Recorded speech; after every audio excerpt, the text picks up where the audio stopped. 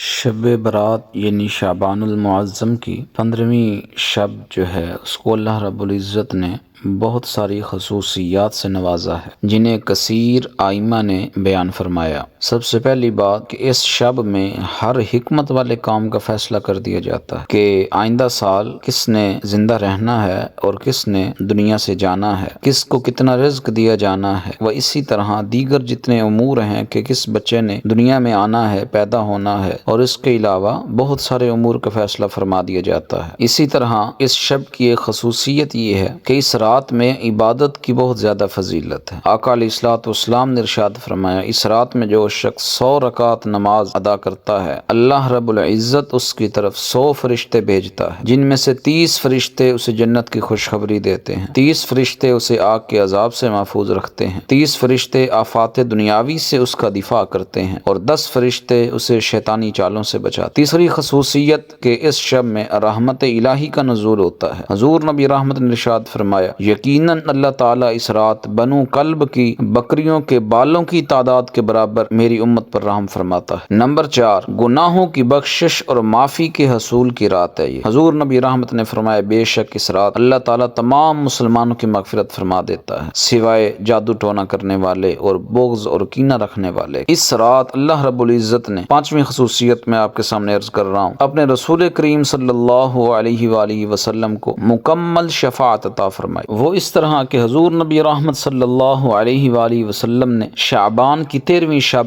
اپنی امت کے لیے شفاعت کا سوال کیا تو آقا علیہ الصلوۃ والسلام کو شفاعت کا تیسرا حصہ عطا فرمایا گیا۔ پھر آپ نے شعبان کی 14ویں رات یہی سوال کیا تو آقا علیہ الصلوۃ والسلام کو 2/3 حصہ شفاعت سے عطا فرمایا گیا۔ پھر آپ نے شعبان کی 15ویں رات کو یہی سوال کیا تو آقا علیہ الصلوۃ والسلام کو تمام شفاعت عطا فرما دی۔ شب برات کی عبادات کے حوالے سے کہ کون سی عبادت اس رات میں کی جائے، تو سب سے زیادہ ضروری کاموں میں سے جو ایک کام انتہائی ضروری ہے وہ یہ ہے کہ انسان اللہ رب العزت کی بارگاہ میں اپنے گناہوں سے سچی توبہ کرے اور اپنی نجات کے لیے فکر مند ہو۔ علماء ذی وقار نے سچی توبہ کے لیے 3 باتیں ضروری سمجھی ہیں جن کو انہوں نے اپنی کتابوں میں نقل کیا۔ سب سے پہلے اپنے گناہوں کا اعتراف، پھر ان پر شرمندگی، نمبر 3 آئندہ نہ کرنے کا پختہ ارادہ۔ اللہ رب العزت نے قرآن پاک میں ارشاد فرمایا، یا ایھا الذین آمنوا توبوا الی اللہ توبۃ نصوحا، یعنی ایسی توبہ کرو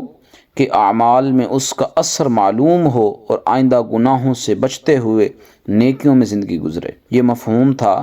آیت کا معنی ہے، اے ایمان والوں اللہ کی طرف رجوع کرو، کیسا کہ جس کے بعد گناہ کی طرف لوٹنا نہ ہو۔ اور پھر گناہ بھی کئی قسم کے ہیں، بعض کا تعلق اللہ کے حقوق سے ہے اور بعض کا تعلق بندوں کے حقوق سے ہے۔ جن کا تعلق اللہ کے حقوق سے ہے، نماز، روزہ، حج، زکوٰۃ، قربانی وغیرہ، ان کی ادائیگی میں سستی کرنا وغیرہ، تو ان سے توبہ کی تفصیل کچھ یوں ہے کہ اگر ان عبادات میں کوتاہی ہوئی تو توبہ کرنے کے ساتھ ساتھ ان عبادات کی قضا بھی واجب ہے۔ نمازیں چھوٹ گئی یا رمضان کے روزے نہ رکھے، ان کا حساب لگائے اور ان کی قضا کرے۔ زکوٰۃ کی ادائیگی میں کوتاہی ہوئی تو حساب لگا کر ادا کرے۔ حج فرض ہونے کے باوجود نہیں کیا تو آپ ادا کریں۔ اگر گناہوں کا تعلق عبادات میں کوتاہی سے نہ ہو، مثلا اس کے علاوہ دیگر گناہ ہو، بد نگاہی ہو، شراب نوشی ہو، تو ان پر ندامت و شرمندگی کا اظہار کرتے ہوئے اللہ کی بارگاہ میں توبہ کرے۔ احباب ذی وقار، بعض گناہ ایسے ہوتے ہیں جن کا تعلق حقوق العباد سے، تو یہ معاملہ بہت مشکل ہے۔ اللہ تعالیٰ کے حقوق کا معاملہ اس کے سپرد ہے، وہ توبہ نہ کرنے والوں کو چاہے تو معاف فرما دے، چاہے تو سزا دے۔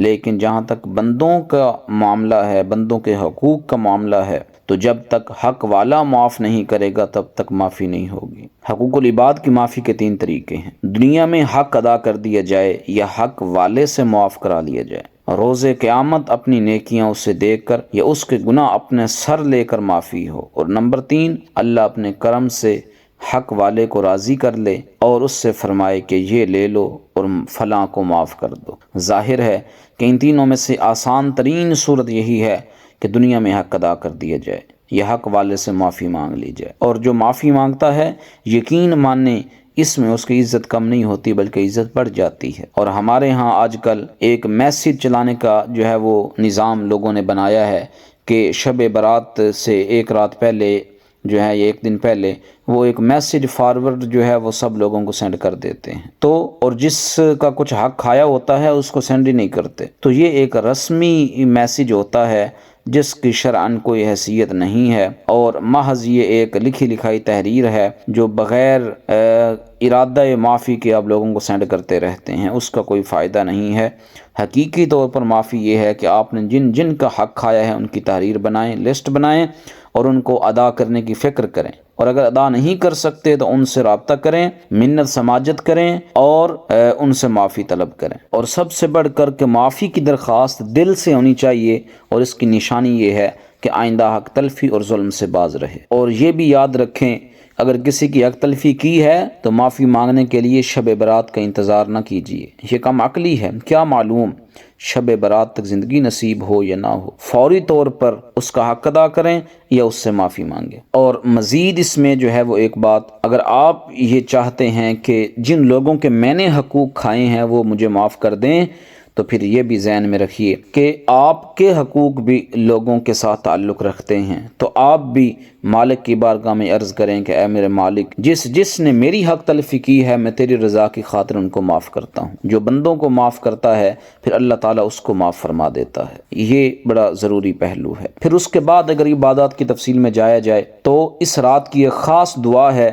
جو حضرت عائشہ سلام اللہ علیہا نے حضور نبی رحمت سے سنی، اور امام بہقی نے شعب الایمان میں اس کو روایت کی۔ حضرت عائشہ فرماتی ہیں کہ میں نے 15 شعبان کی رات اللہ کے محبوب کو دیکھا، آپ حالت سجدہ میں تھے اور یہ دعا پڑھ رہے تھے، اعوذ بعفوک من عقابک واعوذ برضاک من سخطک واعوذ بک منک جل وجہک لا احصی ثناء علیک انت کما اثنیت علی نفسک۔ اور حضور نبی رحمت نے صبح کے وقت ارشاد فرمایا، عائشہ اس کو اچھی طرح یاد کر لو اور دوسروں کو بھی یہ سکھاؤ۔ اور امام سخاوی نے القول البدی میں امام حسن بن علی رضی اللہ تعالی عنہما کا عمل مبارک نقل کیا۔ طاؤس یمانی فرماتے ہیں کہ میں نے حضرت امام حسن بن علی سے 15 شعبان کی رات اور اس میں عمل کے بارے میں پوچھا تو آپ نے ارشاد فرمایا، میں اس رات کو 3 حصوں میں تقسیم کرتا ہوں، ایک حصے میں اپنے نانا جان صلی اللہ علیہ وآلہ وسلم پر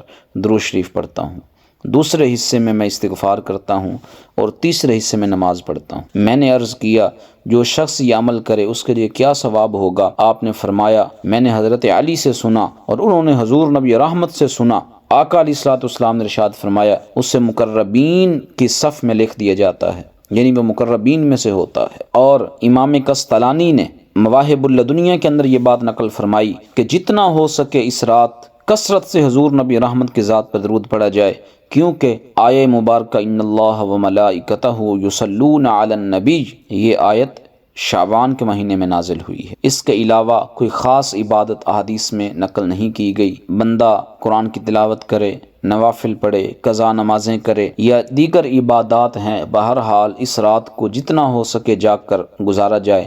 اگر یہ بھی میسر نہ ہو تو کم از کم عشاء کی نماز با جماعت ادا کی جائے اور فجر کی نماز بھی با جماعت ادا کی جائے، اس سے بہتر کچھ نہیں ہے۔ اللہ تعالی ہم سب کو اس مقدس رات میں عبادت کی، ریاضت کی توفیق نصیب فرمائے۔ وما علیہ الا البلاغ المبین۔